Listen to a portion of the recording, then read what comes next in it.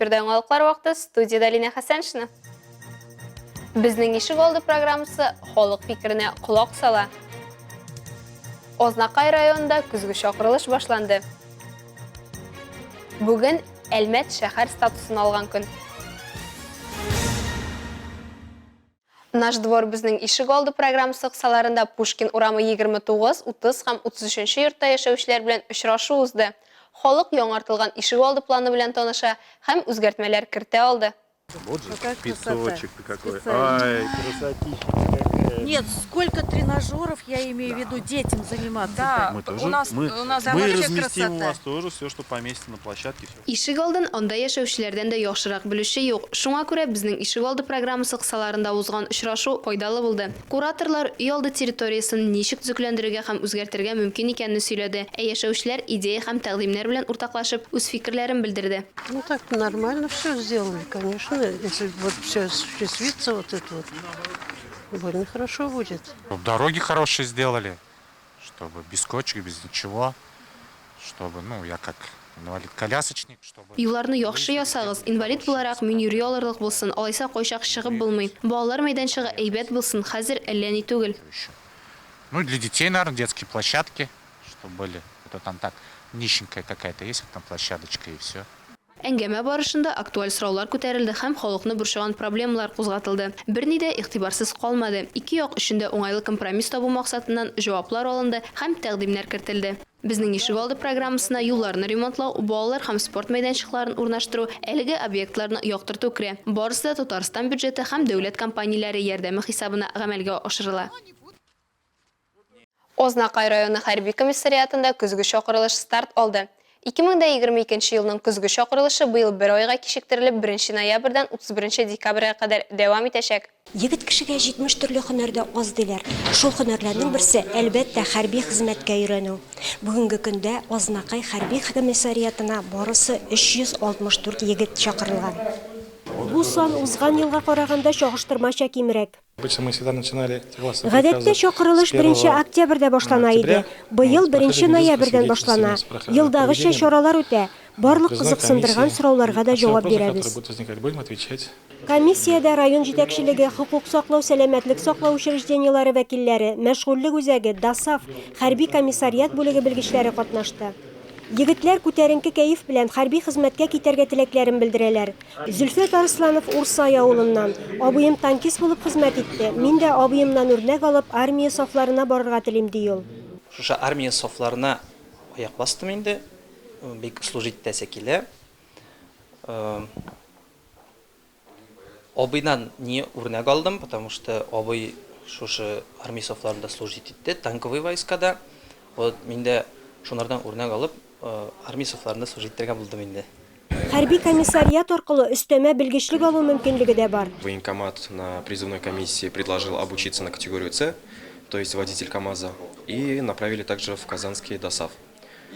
Егетләр хәрби хезмәтне 12 ай дәвамында үтеп туган якларына кайтачаклар. Алар хәрби операциягә кертелми.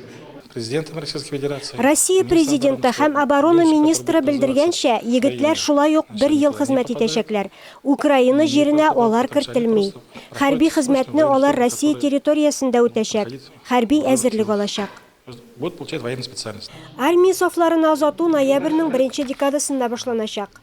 Илмира Шарифуллина, Рөстәм Акбаров, яңалыклар вакытта Луч Әлмәт телекомпаниясе. Бүген Әлмәтнең туган көне. Нәкъ бу көнне 1953 елда Әлмәт каласына нигез салыну хакында рәсми карар кабул ителә. Бүген Әлмәтләр менә дигән бүләк кабул итте. Шәһәребезнең үзәк балалар китапханәсен яңадан торгыздылар. Ләйсән Галиева дәвам итә. Бүгенге көндә китапларның тираж саны артканнан арта бара. Укучысы бармысың? Бик җаваплы итеп эшләнелгән яңа китапханә юктан гына ачылмаган. Димәк, бар. Монда заманча мөхит, компьютер техникасы, электрон китапханәләргә чыгышлы көчле интернет.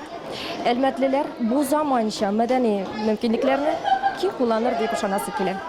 Китапхана Мәдәният ил күләм проекты кысаларында модельле китапхана төзү өчен узган грант бәйгесендә катнашып җиңү яулады. Аның нәтиҗәсендә үзәк китапхана интерьерын тулысынча алыштыру, уңайлы мебель, заманча җиһазлар, китап фондларын тулыландыру өчен зур финанс ярдәме алды. Хәтта танылган электрон китапханәгә тоташкан. Шәһәрлеләрне шундый зур ачыш белән котларга Әлмәт районы башлыгы Тимур Нагуманов та килгән иде. Когда мы первый раз, я помню, концепцию смотрели, Бер караганда бу күтәрә алмаслык эш булып тоелган иде. Ник дигәндә, чөнки ремонтта, җиһазлар белән дә, фондта игълан итәргә кирәк. Ә бит заманча җиһазлардан башка мондый эшне булдыру мөмкин түгел. Юлны баручы җиңәчәк дигәндәй, иң мөһиме барлык планнар да тормышка ашырылды. все вот эти вот планы, самые грандиозные, они реализовались. Үзәк китапхана җитәкчесе Арина Захурдаева белдерүенчә, биредә балалар өчен яңа шартлар тудырылган. 3D принтерда, лазер гравирование машинасында иҗади остаханә дәресләренең яңа форматлары, пешерү студиясе бар. Мөмкинлекләре чикле райондашлар өчен дә уңайлы мөхит монда. Начар ишетүче һәм начар күрүче балаларга эш урыннары, сәламәтлек мөмкинлекләре чикләнгән коляскалы балалар өчен күтәрткечләр булдырылган. Всем читателям будут выданы карточки. Барлык укучыларга да кулланучы карточкасы биреләчәк. Алар буенча Татарстанның теләсә кайсы шәһәрендә китаплар сайларга мөмкин. Они смогут взять книгу в любом городе Татарстана. Шагыйрә Минзифа Әхмәтшина китапханәнең мөмкинчелекләренә сыкланып, киләчәктә үзенең балаларга язган китаплары да биредә урын алуына ышандырып калдырды. Гаджетлар, интернетлар заманында менә моның кебек китапхана ачылу бу язучылар өчен дә һәм һәрбер әтияне өчен дә бик кирәк әйбер. Чөнки балаларны без әгәр китап укырга тәрбияләмәсәк, безнең телебез дә бетәр. 8 яшьлек Мәрьям китапханәнең еш кунагы икән. Әле кичә генә китаплар алып киткән булса, бүген инде ул яңа китаплар артыннан килергә өлгергән. Монда миңа ошый, монда бик күп китаплар һәм мин монда бик күп китаплар укыган идем.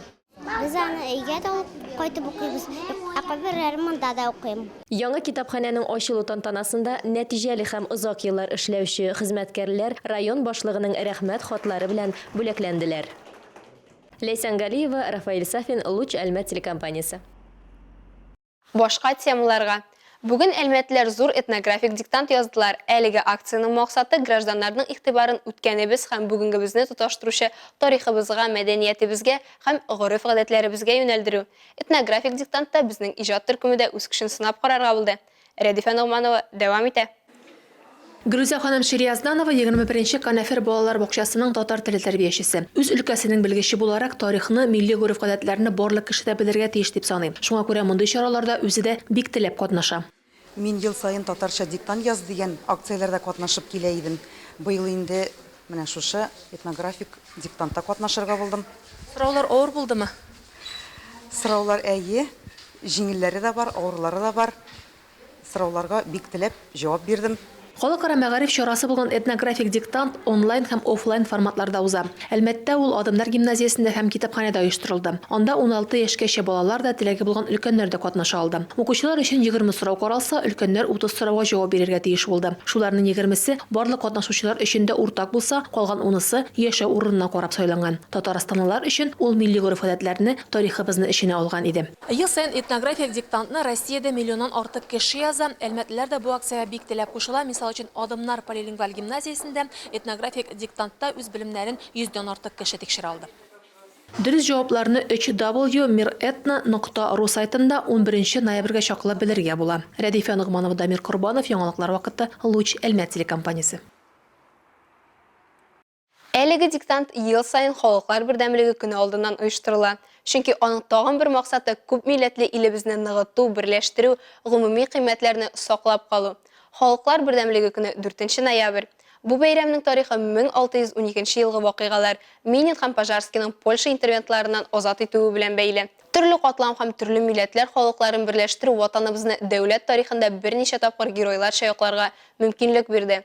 Бу көн календар битләрендә кызыл белән билгеләнгән. Шуңа күрә алда республика халкын 3 көнлек ял көтә. 6 ноябрь Татарстан Конституциясе көне. Бу мөһим документ 1992 елда кабул ителә. Республиканың төп законын кабул итү алдыннан зур һәм җентекле эш алып барыла.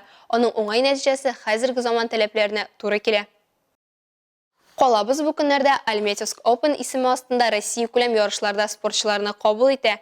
Badminton буенча әлеге ярышлар Әлмәт өчен традицион. Пандемия вакытында бераз туктап торса да, ул кабат яңартылды. Ул атна дәвамында барачак. Беренче 4 көнне балалар арасында 186 спортчы көч сынашса, калган көннәрдә йөзләп өлкән кеше уйнаячак. Badminton республикада ярыйсы ук киң таралган спорт төре, актив рәвештә 2011 елдан бирле үсә. Әлмәттә әлеге спорт төре 2016 елда киң кулаш алды. Спортчылар Әлмәттә Tennis City базасында очрашты. Мондый мөмкинлекне заманында калабыз халкына Татнефть компаниясе булдырган иде. Шул көннәрдә Тольяттида җиңелмәс держава 15-нче юбилей спартакиадасы кысаларында Тхэквондо олимпиадасы буенча халыкара турнир узды. Анда калабыздан Радмила Варфоломеева яклады. Ярышларда лаеклы чыгыш ясап, Радмила җиңү яулаган. Шулай итеп, ул Әлмәт спорт казанышларын алтын медаль белән тулыландырды. Радмила белән тренер Равшан Уринбоев шөгыльләнә. Әлегә шулар, мин Лина Хәсәншина һәм монтаж операторы Оля Берамалова сезнең белән сау булашабыз. Исән-имин булыгыз.